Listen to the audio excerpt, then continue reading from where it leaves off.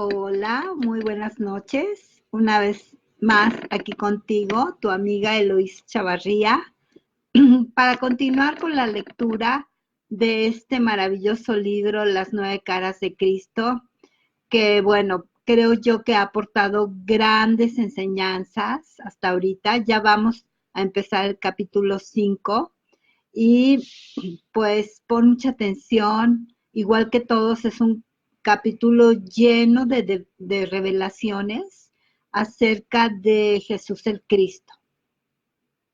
Es para mí verdaderamente un honor estar leyendo este libro aquí para que mucha gente lo pueda aprovechar. Hoy es un capítulo que nos va a adentrar más en todos los misterios que rodearon a Jesús el Cristo. Entonces, pues vamos comenzando con la lectura. Te digo, es capítulo 5. Y déjame lo abro exacto en donde nos toca hoy. Capítulo 5, el comienzo de los misterios. Las preguntas bullían en mi mente, golpeaban mi conciencia, me hacían dar vueltas en medio de mis sueños y me hacían tropezar al caminar. Todos pensaban que yo estaba inmerso en mi preparación para darme cita en los eruditos para darme cita con los eruditos sacerdotes del templo. En realidad, todos los enterados de mi tarea estaban interesados, pero por supuesto esto estaba circunscrito a la fraternidad. Mi madre ignoraba la razón de mis intensos estudios, pero creyó que de repente me había vuelto ortodoxo en el judaísmo y en secreto estaba feliz conmigo. Naturalmente la fraternidad esperaba que tuviera éxito porque mejor testimonio podría darse en la orden que el que un esenio de 12 años pudiera ser maestro de los sacerdotes más poderosos de los judíos. Ciertamente, al principio albergaba pensamientos de orgullo. Me sentía muy orgulloso de aquella conquista, pero muy rápidamente, por medio de amables preguntas y simples sugerencias, mi padre y el patriarca de la fraternidad me hicieron ver que allí había una oportunidad más elevada, una gran responsabilidad y un destino más grande. No obstante, no sé cómo ellos me hicieron sentir esto, porque nunca pasó por sus pausados y calmados labios una palabra sobre esta gran tarea. Era como si yo recibiera el significado de sus pensamientos no expresados. ¿Cómo se daba esto? Era una de las preguntas que surgían en mi mente. En realidad, estudié con mucho ahínco los pensamientos ortodoxos de los judíos, pero no estaba verdaderamente interesado, porque en 2 años podría haber interiorizado, podía haber memorizado, todos los rollos de las leyes de los profetas, y casi lo hice. Mi bella madre decía con frecuencia que yo sabía más sobre los libros que lo que sabían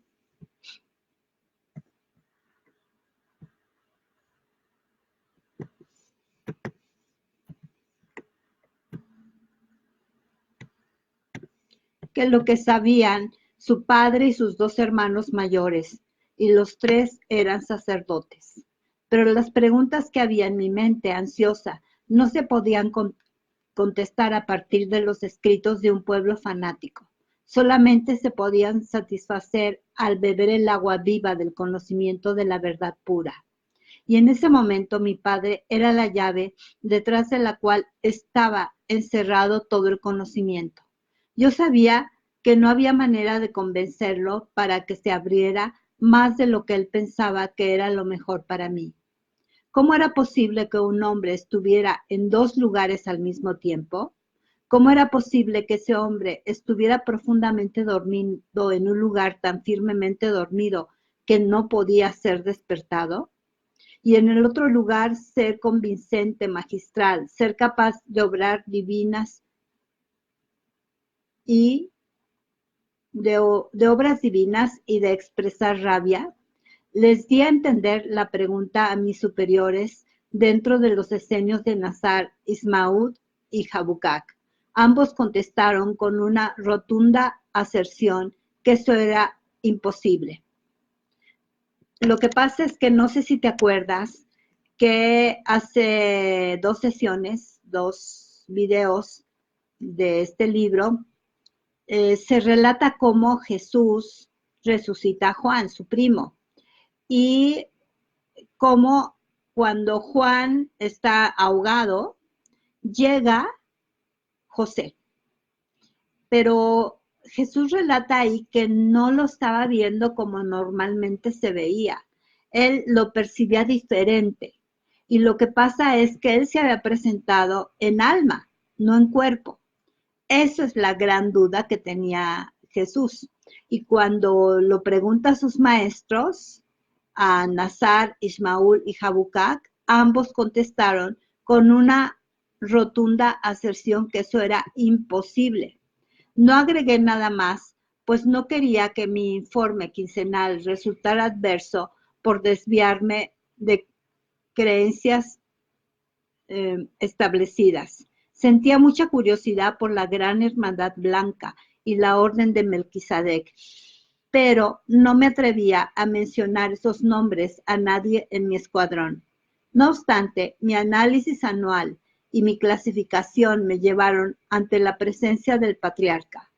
Algo me impulsó a hablarle sobre un tema tan extraño.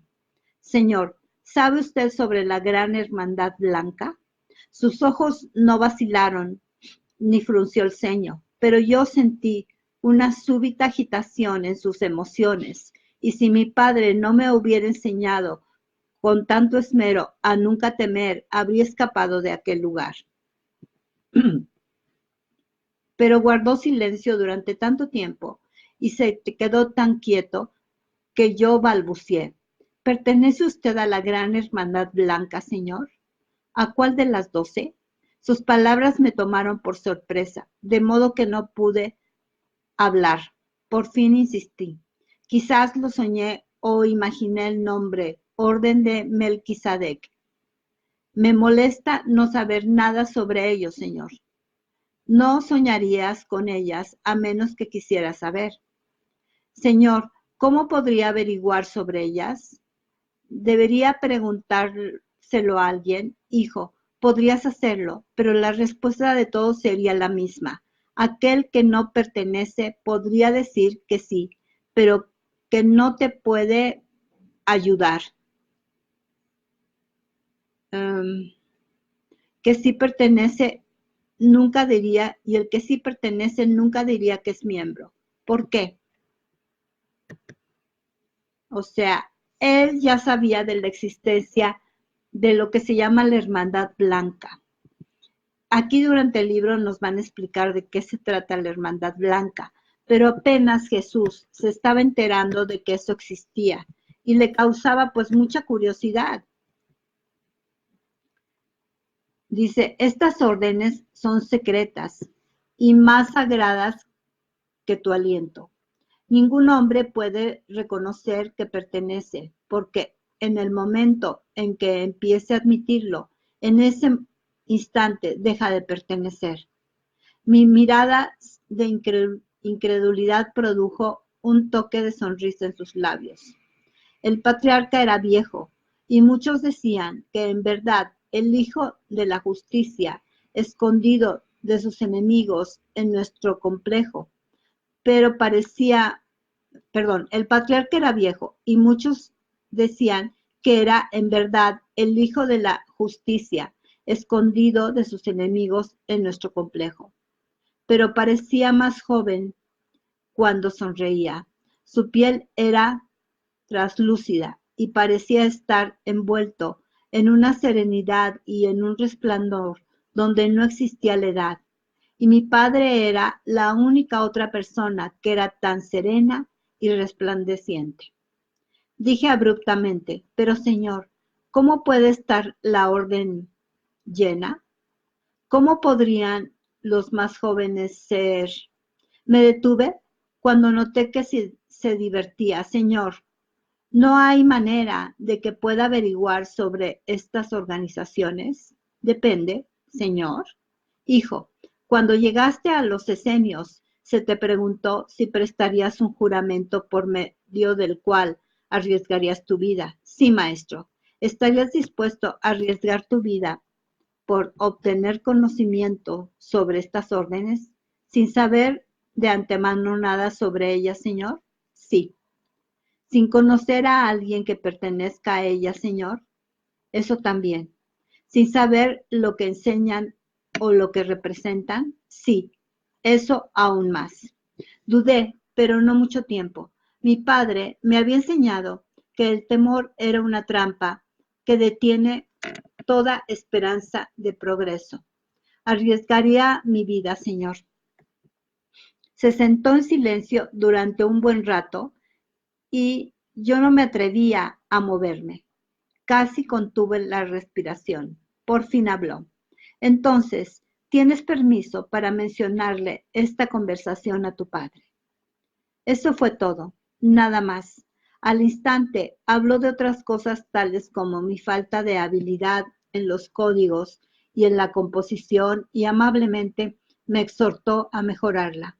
Prometí que lo haría y con una señal silenciosa me dio permiso para irme.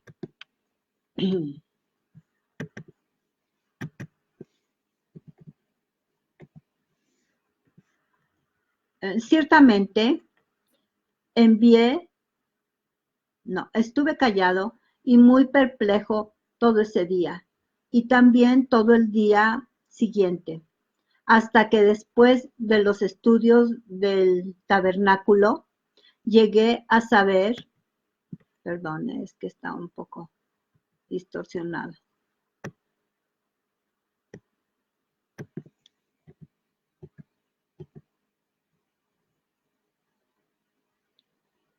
Aprender, dice, estuve callado y muy perplejo del tabernáculo. Llegué al taller para trabajar con mi padre y para aprender de él sobre las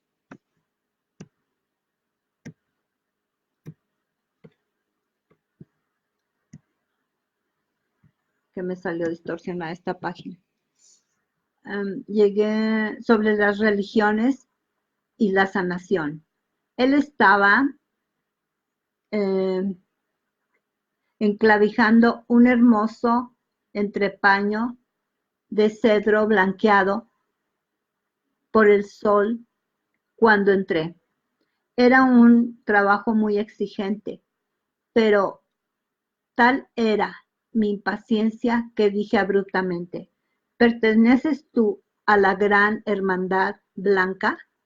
¿A cuál de las 12? En ese momento su mano le dio al entrepaño su perfecta colocación. Era como si hubiera estado esperando mi pregunta. Ayer el maestro me dio permiso para hablarte sobre. Explícame en 3 frases. ¿Cuál es la diferencia entre los fariseos y los saduceos y los esenios en cuanto al Mesías? Los fariseos, los saduceos o estos interpretan literal y físicamente las escrituras del profeta. Ellos aguardan un Mesías físico que salvará a la nación. Los celotes creen en la preparación de su llegada mediante el uso de la fuerza. Los esenios interpretan la profecía como alegorías bíblicas y las tienen por secretos divinos seriamente ofrecidos. ¿De dónde salieron las creencias de los judíos ortodoxos y las de los esenios?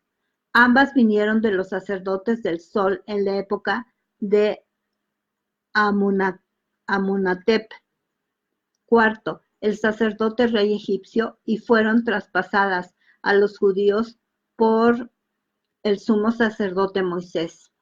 Si vinieron de la misma fuente, ¿por qué no son las creencias las mismas? Los judíos se han desviado a lo físico, convirtieron la ley divina en aquella ley mediante la cual se ordena y se controla la cultura. Los esenios se han inclinado hacia lo espiritual y ordenan y controlan la cultura por medio de la vigilancia, de la instrucción y de la actividad diaria. ¿Cuál es más perfecta? Aquella que esté más cerca de lo espiritual. ¿Cuál es el rasgo dominante de los fariseos? Aislamiento. Desafortunadamente, aunado a la hipocresía, pretenden seguir las antiguas leyes hasta el mismísimo límite. En verdad, no son más que orgullosos y arrogantes y se aíslan por orgullo y desdén. ¿Cuál es el rasgo dominante de los esenios?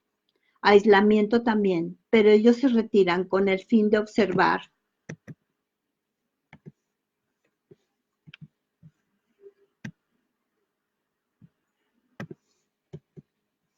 sus creencias más plenamente. Ningún hombre puede unírseles sin antes haber prestado un juramento de mantener secretas sus creencias y de no revelar sus enseñanzas sagradas. Ellos también creen que por medio del aislamiento pueden vivir la vida más pura que se requiere con el fin de preparar sus almas eternas para la dicha después de la muerte. Al igual que los fariseos, ¿están aislados los esenios? Sí, pero sin hipocresía. Deberíamos decir, ¿con menos hipocresía, hijo? ¿O crees tú que los esenios son perfectos? Oh, no, padre. Ellos excluyen a las mujeres y les temen, aduciendo que ellas son emocionales y rara vez fieles a un hombre. Por lo tanto, los sacerdotes de Sadoc no tienen prole y seguramente tienen que extinguirse. ¿Es esto sabio y justo? No, padre.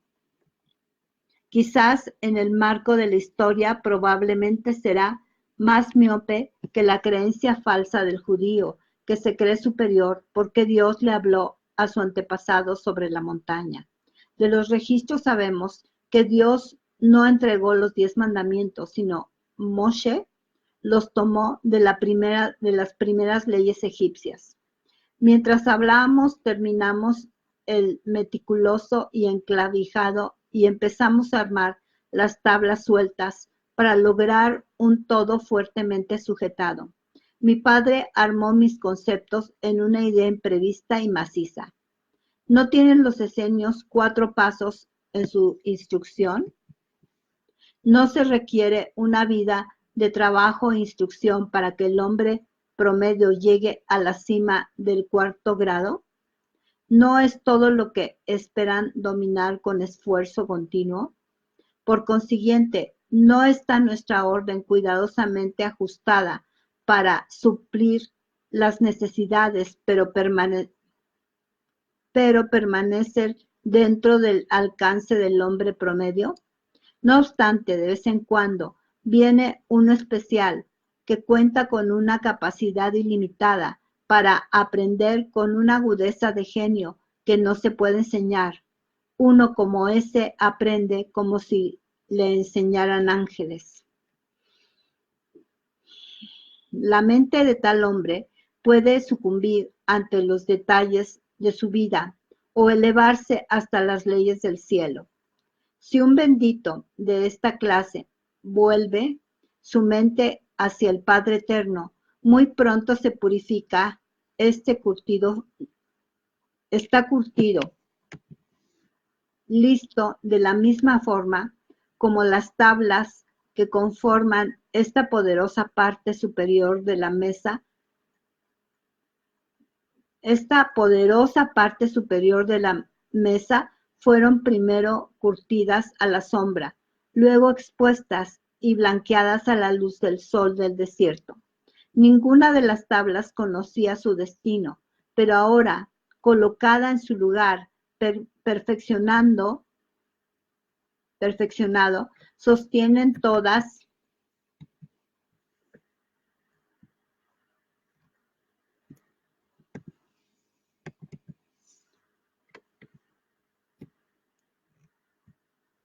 las otras tablas con verdadera armonía y gran fuerza. No se parecerían esas tablas tratadas y probadas a los miembros de la Gran Hermandad Blanca. El aprendizaje del hombre representa su fuente suprema. El aprendizaje del hombre regresa a su fuente suprema. Es la manera como él interpreta la sabiduría eterna y gobierna sus pensamientos y acciones, así como el judío se ha dedicado a las leyes físicas y perdón, es que salió muy distorsionada esta página, recuerda que es un libro escaneado. Así como el judío se ha dedicado a las leyes físicas y al control del hombre, el esenio se ha dedicado a las leyes espirituales y al control del hombre sin coacción. Podría ser que una enseñanza aún superior se dedicara a las leyes espirituales, libre de todo control mental o control del ser. Podría ser que una enseñanza superior se dedicara a entrenar a toda la gente en lugar de solo aquellos que se han unido a la hermandad. Si es así, ¿estarían aquellos que son miembros en peligro de perder sus propiedades o sus vidas? Para plantear la pregunta desde el punto de vista físico, contemplamos esta mesa. Mientras estas tablas estuvieran sin seleccionar y sin armar, ningún hombre podría destruir esta mesa físicamente, pues ella existía solamente en forma mental. Aquello que existe dentro del reino mental y espiritual no se puede destruir en el plano físico. Por lo tanto, ¿qué seguridad hay? ¿Qué seguridad más efectiva para una gran orden secreta que esta? Nunca se reunió y nunca se conoció. En una organización hay fuerza física, pero ¿hay fuerza mental y espiritual? Cuando el maestro de la justicia tomó de las decadentes manos de los macabeos el sacerdocio de Sadoc y lo convirtió en una organización semejante a una iglesia, plantó dentro de la orden esenia la semilla de su propia destrucción. Si alguien le fija un límite a una organización, uno que no permite ir más allá de la capacidad del hombre común, no procede a medirla con un manto de mediocridad que se llevará puesto incluso por toda la eternidad. Dentro de esa proposición están todas las iglesias que han fundado su fe sobre la base de que sus poderes vinieron directamente de Dios. Esto incluye los templos y las sinagogas. Acaba de describir todas las religiones. Permaneció callado mientras colocábamos las suaves piedras sobre la superficie de la mesa y comenzamos a pulir y lustrar la madera hasta llegar a una rigurosa tolerancia y a un lustre de primera calidad. Cuando terminamos, sabía que la superficie sería un todo hermoso, magistralmente manufacturado e incrustado. Mientras que una organización es la muerte para la mente excepcional, es el nacimiento y la seguridad para el hombre común. Por consiguiente, este debe ser protegido y utilizado para el beneficio de toda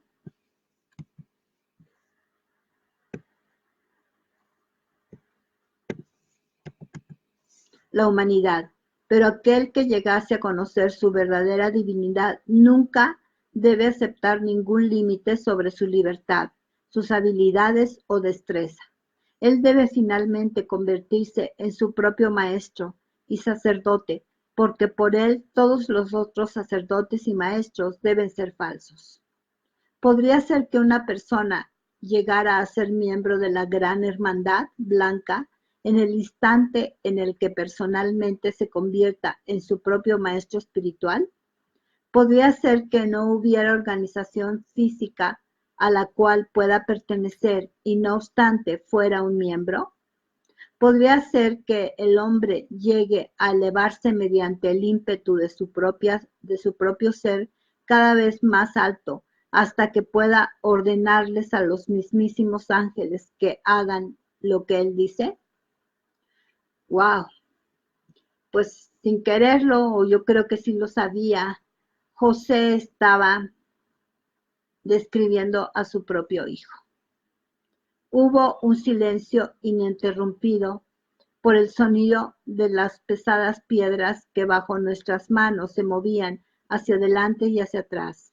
Más allá del complejo sobre el área llana, en la curva del río, observé al escuadrón que servía en el campo y que se reunía para regresar al salón de asambleas. Detrás de nuestra casa, sobre la colina que formaba nuestro patio trasero, escuché a una alondra cantar alegremente desde la copa de un tamarisco. El aroma del pan salía de la chimenea donde mi madre y Maribí cocinaban. Todo era tan natural, tan familiar, tan querido. Sin embargo, me acechaba la sensación de que mi padre me estaba diciendo más de lo que podía captar, y no obstante, ni eso era suficiente. Padre, ¿cómo podría alguien estar en dos lugares al mismo tiempo? Por encima de los esenios puede que haya una gran hermandad blanca. Por encima o mezclada con la gran hermandad blanca puede estar la orden de Melquisedec. Por encima de todas ellas puede que haya otra orden que sea demasiado sagrada para que se le nombre, demasiado santa para que se le limite, demasiado maravillosa para que se le defina. Si la hay, supones que aquellos que han ganado el derecho de saber la llamarían la orden sin nombre o simplemente la orden del sol. Y supones tú que si existen tales órdenes, y no he dicho que existan, no tendrían algún programa de educación especial para ayudar a sus candidatos. Fíjese qué inteligente. Él como miembro de la Gran Hermandad Blanca no podía decir que era miembro de esta hermandad. Por eso dice, y no he dicho que lo sea. O sea, no he dicho que sea miembro, pero suponiendo que lo fuera. O sea, muy inteligente, simplemente pues para instruir a su hijo. La emoción que me llenó fue como un escalofrío inesperado. Mi maravilloso padre nunca dejaba de enseñarme, tratando de elevar mi mente y mi entendimiento emocional a un nuevo nivel. Y la promesa de sus palabras era como miel para mi lengua. Ve, hijo, ve y encuentra a Juan Juan. Preparaos con una túnica gruesa.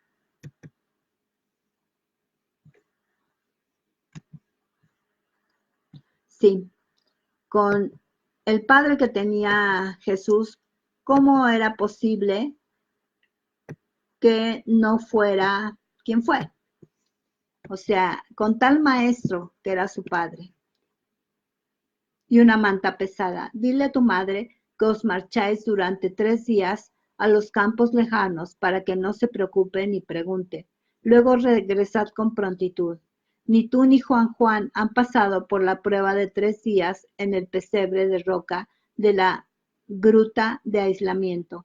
Esto lo debéis hacer de acuerdo con el Maestro Perfecto. Hoy vuestra mente está preparada para esa experiencia. B. Era la costumbre normal de los esenios hacer que cada candidato pasara por una serie de pruebas severas, una de las cuales era la muerte y resurrección al mundo del movimiento, la luz, el sonido y la sensación. Sí, ahorita viene pues la primera gran prueba que Jesús tiene que enfrentar, la primera iniciación. Muchos de nuestros hermanos nos habían dicho que esta era una experiencia agobiante. Ahora de repente nos llega el turno. Nos presentamos ante el maestro de las cuevas. Dimos la vuelta por el estrecho túnel por debajo del complejo. Subimos las escaleras en el túnel subterráneo y llegamos a la primera cripta. Apenas cabía un hombre allí. Estaba cortada en piedra y se arregló otra piedra gigantesca para que sirviera de puerta. En las profundidades de la caverna no había sonido y desde el túnel hasta la boca de la cueva había una fresca corriente de aire. Después de que colocaron a Juan a salvo sobre su roca, me condujeron hacia lo más hondo y oscuro de la grieta, hacia otro pesebre. Me dijeron que me envolviera en una manta y me acostara sobre las rocas suaves donde tantos otros candidatos habían estado. Poco después, colocaron la roca en su lugar y yo me quedé solo en las profundidades de la tierra. No se veía nada en esa oscuridad, ni había ningún sonido en la gruta. Estiré mis manos y pude tocar las frescas piedras de la roca trasera y la roca delantera. Sabía que por encima de mí había un techo de roca, un poco más alto que lo que lograba tocar con la mano cuando estaba de pie. Era como estar encerrado en una tumba, excepto que había aberturas a cada lado de la parte superior por donde entraba aire. La cripta era muy similar al comedero que había frente al establo donde se alimentaban nuestro ganado. Esta era de piedra, no de madera. Era más larga y más profunda, pero estaba cerrada en 2 extremos y semiabierta a ambos lados. La serie de experiencias que me esperaban en las horas siguientes no se pueden describir con las palabras escritas que existen. ¿Cómo podría entonces alguien que no fue muy diestro en composición haceros sentir la magnificencia del misterio? Las experiencias por sí solas debieron de haber existido solo en la mente. Ningún cuerpo físico se hubiera podido levantar de esa cripta en forma de tumba. No obstante, las experiencias se tornaron en una realidad más vívida. Imagínate, ahí lo acaban de enterrar.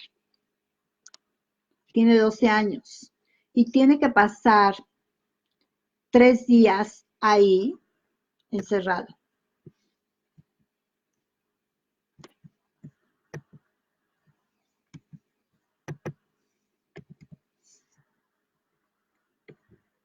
Sobre las cuales yacían mis manos extendidas a cada lado, de modo que mi cuerpo formaba una cruz.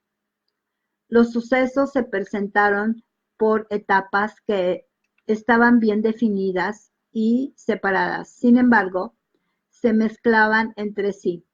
Los sucesos fueron triviales, pero el efecto total me recordó el trillar en medio de un viento fuerte, donde ninguna de las pajas es grande, pero rápidamente forman un montón que cubre un arca ancha.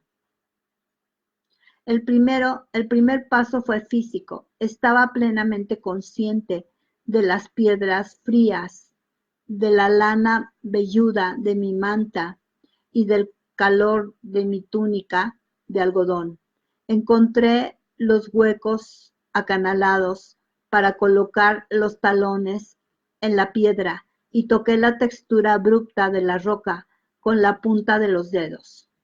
Luego me sobrevino la sensación de sueño, la que subió como un calor agradable desde el interior de mi ser.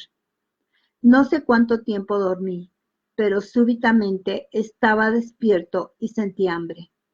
Mi estómago daba espasmos, gruñía y daba vuelcos, y mi cabeza vibraba hasta el punto de que pude contar cada latido estremecedor. Luego mi ser sintió una calma y con ella la sensación física de sueño. Pero el sueño fue intermitente o entrelazado con todas las otras experiencias. Lentamente empecé a hastiarme. Mis sentidos físicos estaban agotados. No había luz, no se escuchaba nada. Mi mente comenzó a ir hacia adentro y flotó hacia un estado indescriptible, pero un definitivo segundo nivel de mi experiencia. En el segundo estado, yo parecía ser todo mente. Recordé mis lecciones durante los años, repetí los salmos de los esenios y finalmente me volví a las enseñanzas de mi padre. Luego recordé las palabras y acciones de mi bella madre y cómo ella me había causado preocupación y duda. Pero finalmente llegué a las enseñanzas especiales de mi padre en cuanto a la formación del iniciado y con precisión recordé cada punto de sus años de cuidadosa instrucción. Luego, de todas las enseñanzas seleccioné estas como las más importantes. Él me había enseñado a respirar, de modo que incremente el poder dentro de mi cuerpo. Me enseñó cómo quedarme quieto, calmado y en paz. Me enseñó a aumentar esta relajación con cada respiración. Me enseñó a nunca hacer aserciones positivas o antagónicas si podía usarse una pregunta. En ninguna condición podía un iniciado discutir, juzgar o desaprobar, sino más bien encontrar lo bueno y la belleza en todo. Uno nunca debía exhibir sus hazañas o capacidades para tomar dinero por el trabajo en el campo sagrado.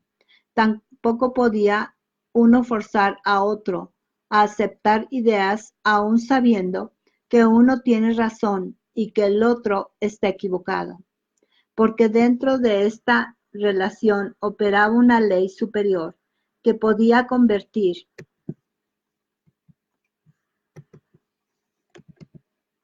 lo correcto en algo incorrecto o viceversa. Sin importar la condición emocional, mental o religiosa de alguien, el iniciado no podía prestar ayuda hasta que se lo pidiesen.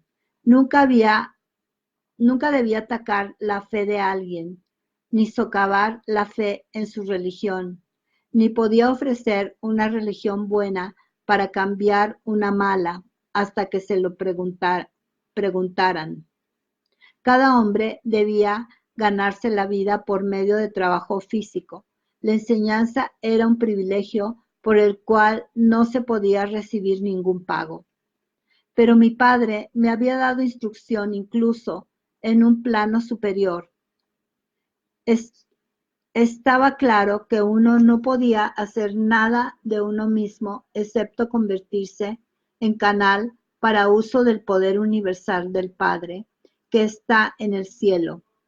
Por lo tanto, el iniciado no podía tener injerencia emocional con nadie, es decir, no podía estar ni apegado ni desapegado a nada o a nadie, más allá de los requisitos de su tarea específica de por vida. No obstante, estos requisitos demandaban algo de amor y era deber del iniciado el también satisfacer su cuota de amor y apego. Sin embargo, sin importar la relación, no se le podía imponer la opinión personal de uno a otro por medio de la voluntad, el pensamiento o persuasión mañosa con el fin de obtener ganancias personales de cualquier clase. Con todo, había habido enseñanzas más elevadas. Indistintamente en mi mente me di cuenta de que mi maravilloso Padre me había guiado por una carretera rocosa y nunca permitió que tropezara. Ningún hombre podía llegar a la cúspide de su aprendizaje y conocimiento sin antes convertirse en su propio maestro y su propio sacerdote. Organización era la muerte para una mente excepcional, pero a la vez era el nacimiento y la seguridad para una mente mediocre. El éxito no es importante, el hacer es todo lo que importa, pues el deber es, con mucho, más importante que el logro o el éxito. Los pensamientos son cosas que contienen peso y sustancia. Usados y controlados adecuadamente, pueden matar, sanar, destruir o salvar. Ahí yacía el fundamento de la maravillosa sanación que él me enseñó. Con toda mi fe en mi propia religión, nunca debo permanecer ciego ante el valor de la fe de otro, porque ninguna religión, iglesia o grupo posee todo lo bueno o todo el conocimiento, y no hay ni nunca habrá una religión más elevada que la verdad. ¿O cuántas veces me lo repitió?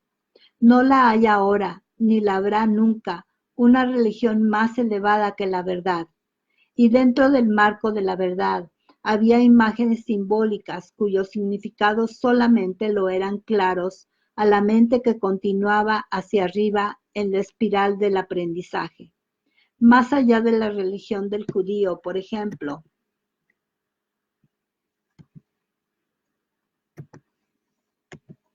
estaba la fe y la práctica de los esenios. Por encima de los esenios estaba una hermandad mítica, por encima de esta la orden de Melquisedec, y aún por encima de esta una orden tan sagrada, tan secreta, que carecía de nombre. Cuando ponderé sobre estas cosas, me entusiasmé más y más, y estaba más complacido con mi aprendizaje y agradecido con mi Padre. Pero junto con este entusiasmo me llegó un agotamiento sublime de la memoria y del cerebro, así que mis pensamientos comenzaron a reducir su velocidad y a escapar del control de mi voluntad consciente. Súbitamente me di cuenta de que no estaba pensando sobre un tema que hubiera escogido intencionalmente, sino sobre algo que se había deslizado a mi mente y no se podía sacar de allí. De hecho, tenía la sensación de que tenía dos mentes, una obediente a mi control consciente y la otra obediente a su propia verdad. Luché por el control, mas no había vista o sonido con el que me pudiera orientar, y tan pronto como me disponía a descansar, mi mente se escapaba hacia su propio deleite. Finalmente estaba tan fatigado que no podía pensar, ni podía mover los dedos para tocar la fría roca. Yacía allí como si estuviera suspendido en el tiempo y el espacio, ni pensando ni no pensando. De repente me traspasó la cabeza un arco iris de luz dentada y tan veloz como un relámpago, con unos colores tan intensos que los vi con mis ojos físicos. Fue algo tan bello que di un grito de gozo al ver el arco iris vibrando en su color. Seguramente alguien que ha presenciado esa gloria sabría por qué se dice que el arco iris es la promesa de Dios al hombre. La belleza centellante de la luz me sujetó y me cautivó. y mis pensamientos estaban totalmente detenidos con fascinación, de modo que no pude pensar ni moverme.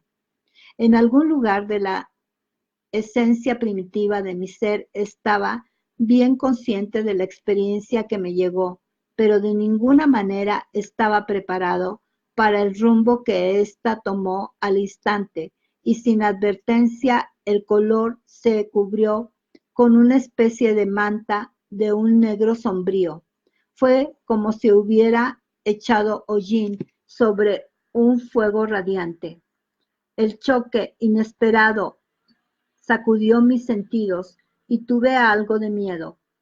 Del hollín ardiente,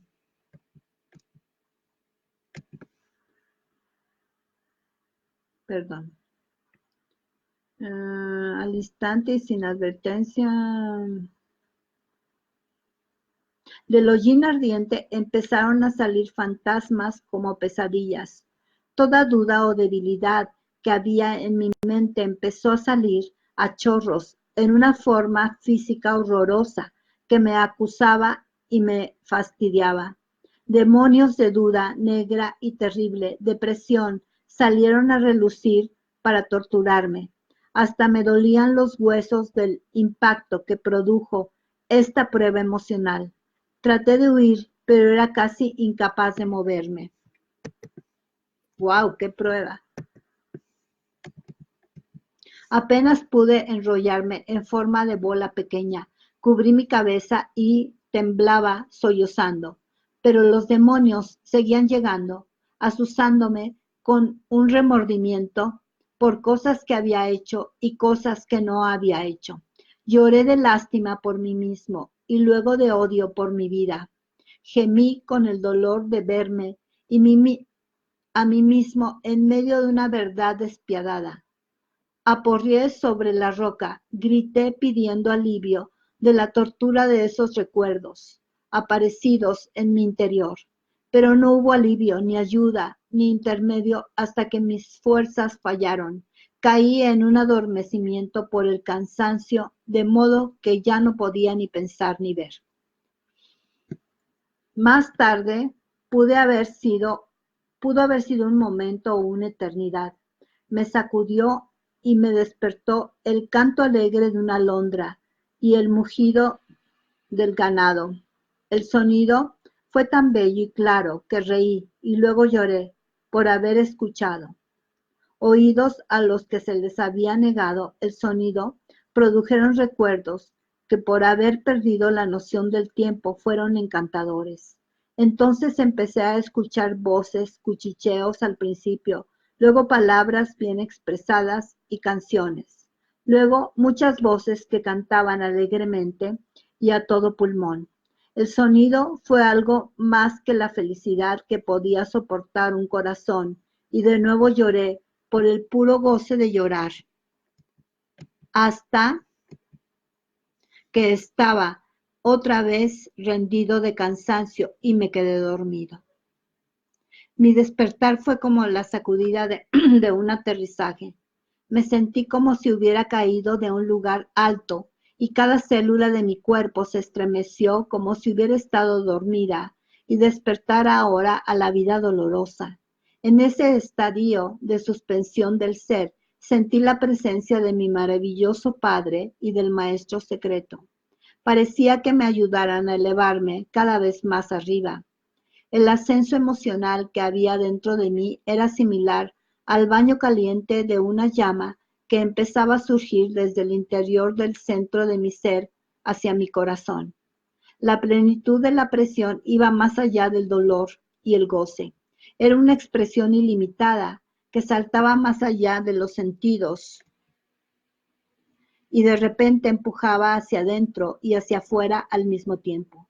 Sentí que salió una luz azul de mi corazón, pasó al centro de mi pecho y luego se agitó implacablemente hacia arriba, agrandándose a medida que subía. La luz que ascendía lo hacía de su propia energía, del mismo modo que se había originado de su propia creación, sin origen en deseo, madre en emoción o padre en pensamiento.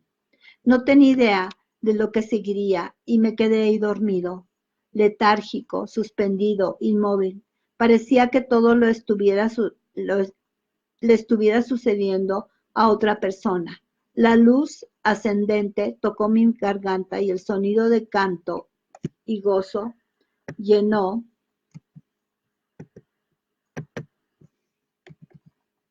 el pesebre.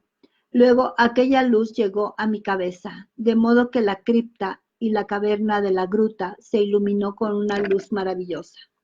Podía ver detalles increíbles, incluso las partículas que mantenían la piedra junta. En el momento en que miré, sentí que estaba de pie afuera de la cripta, envuelto en un vaho de color violeta, pero estaba asido a mi cuerpo paralizado dentro de la tumba por una cuerda de color blanco plateado. La vista se convirtió en lo más importante. Vi más allá de los confines de la cueva, más allá de las barreras del tiempo. Parecía que veía aquello que no había sido, no era, ni llegaría a ser, y no obstante, era las tres cosas. Estaba consciente de que mi padre y el patriarca estaban a mi lado. Fue como si ellos me hubieran sacado de mi cuerpo y ahora me sostuvieran resistiendo la fuerza que el cordón de plata ejercía contra mi cuerpo dentro de la cripta. Entonces vi un hombre alto, joven, de pelo gris, que se parecía mucho a mi padre y que se acercaba a mí por el vaho de color púrpura a lo largo del océano infinito. Bajó de su bote y extendió su mano. Habló y sus palabras pasaron con estruendo a través del espacio. Yo soy un ojalatero. Ven conmigo a Britania para que veas caer Gaur o Stonehenge en la ciudad de Glass. Cuán dulce, cuán tentador era la sonrisa en sus labios, y oh, cómo quería ir con él, pero me di cuenta de que no podía moverme hacia adelante. La presión sobre la cuerda plateada era cada vez más fuerte. Grité de dolor, pero me arrancaron de las manos de mi padre y del maestro secreto y me empujaron hacia atrás a mi cuerpo, postrado en el pesebre de la gruta. Mis sentidos empezaron a despertar. Sentí una sensación indistinta de caída y de golpe sobre mi cuerpo. Luego sentí que mi cuerpo me absorbía. Dentro de mi cuerpo físico sentí otra vez la sensación de hormigueo. En cada fibra, como si 1.000.000 de agujas hubieran pinchado mi carne. Acto seguido, mi conciencia creció hasta que me di cuenta de que mis ojos estaban abiertos y de que la oscuridad en la cripta no era total. Pero la luz era tan tenue que no pude estar seguro de ver los parpadeos de luz con mis ojos físicos, y de nuevo pensé que mis sentidos habían perdido el control y se habían ido en otra dirección. Mas el fin estaba seguro, pues los nervios de mis ojos empezaron a gritar su presencia. Sí, estaba despierto. Escuché el sonido de voces entonando cánticos en la cripta, alegres melodías del amado Salmo de los Esenios decía así: Oh, doy alabanza al Padre Celestial, porque del polvo ha moldeado una maravilla y ha mostrado su gran poder en aquello que formó de la arcilla. Me ha hecho conocer la profunda, profunda verdad y me ha hecho comprender sus maravillosas obras. Dentro de mi boca colocó el poder de la alabanza, sobre mi lengua las palabras de los salmos y les dio a mis deseosos labios la aptitud para entonar canciones sobre su afectuosa gracia y constantemente, tanto de día como de noche, recuerdo su poder y bendigo su nombre. Recuerdo su poder y bendigo su nombre. En lo sucesivo mostraré su gloria a los hijos del hombre en su bondad abundante.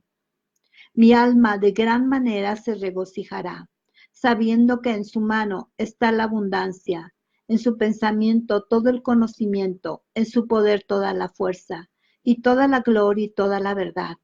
Les ha dado a mis deseosos labios la aptitud para encontrar canciones sobre su afectuosa gracia. Y constantemente, tanto de día como de noche, recuerdo su poder y bendigo su nombre. Recuerdo su poder y bendigo su nombre.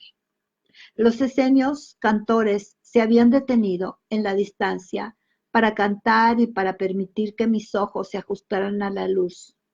Avanzaron por pasos y el cantar era cada vez más recio hasta que el grupo se reunió fuera de mi cripta y la luz fluía a torrentes hacia la parte superior del pesebre.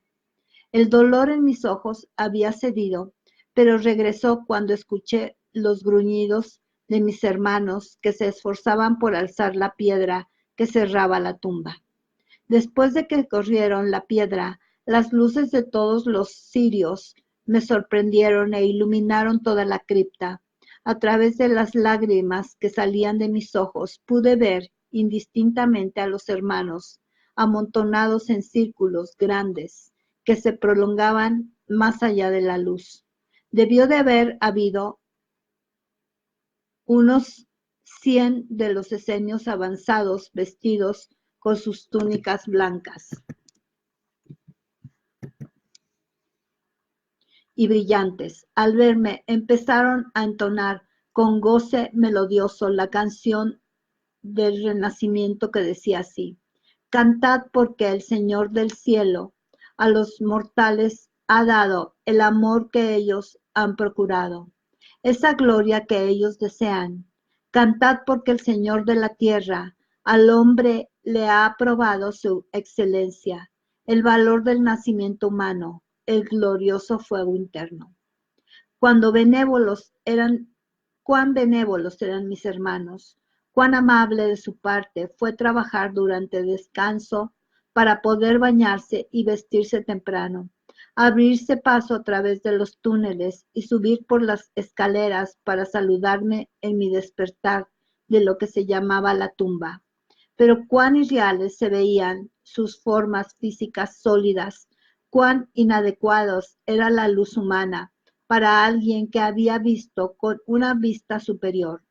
Mis ojos habían contemplado realidades más grandiosas que lo que ellos eran, carne demasiado sólida. Había visto una luz más adecuada que 1.000.000 de soles. Cuán irreal parecía lo real, cuán real era lo incorpóreo en mi memoria.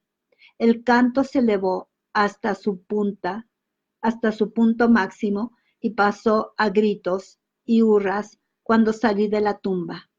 Una docena de manos ávidas se acercaron para ayudarme. Entonces manos diestras me arrancaron la túnica y la manta. Me bañaron con agua de jarras enormes, jarras que ellos habían cargado toda esa distancia. Luego me enjuagaron con agua fría y me echaron un aceite especiado. He ahí la túnica de tu gloria. El maestro Habacuc pronunció estas palabras y me entregó la codiciada túnica nueva de lino, blanca como la nieve y reluciente. Cuando me había vestido, me entregaron un cáliz de oro lleno de leche en el cual habían disuelto miel. Cuando empecé a beber, la energía fluyó nuevamente a mis extremidades. Rápidamente empecé a hacer lo real que me rodeaba. Se me comunicó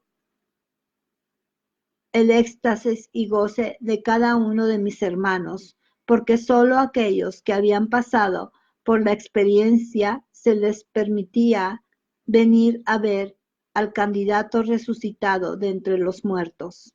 Ellos sabían algo de las sensaciones que eran inefables y yo sentí su buena voluntad como el calor de un fuego. Verdaderamente, en ese momento aprendí el significado del amor fraternal. Otro grupo había despertado a Juan Juan de su cripta, aun cuando se había resistido a que lo despertaran. Tan grande era su deleite. O sea, los dos habían sido enterrados. Sus deleitosas experiencias de aislamiento interior, que a partir de ese momento se transformó.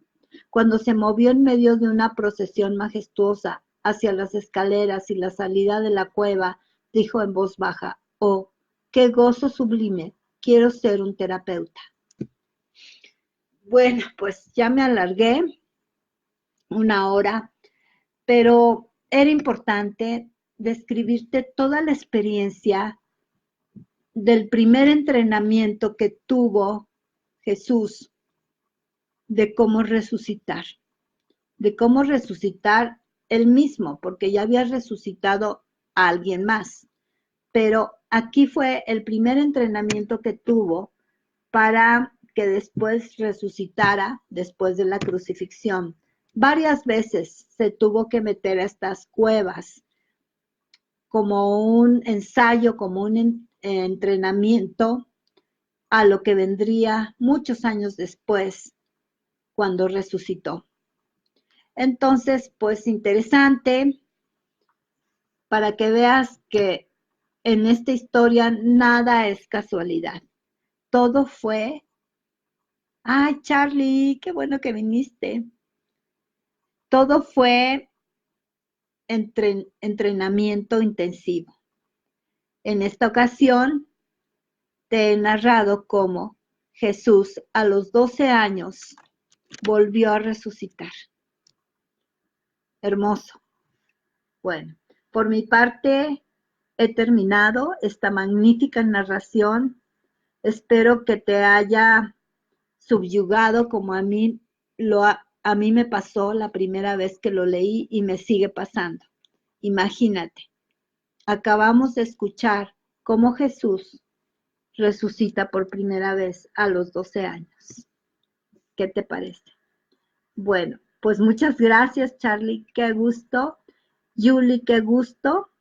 Y seguimos aquí todos los jueves leyendo las 9 caras de Cristo. Buenas noches.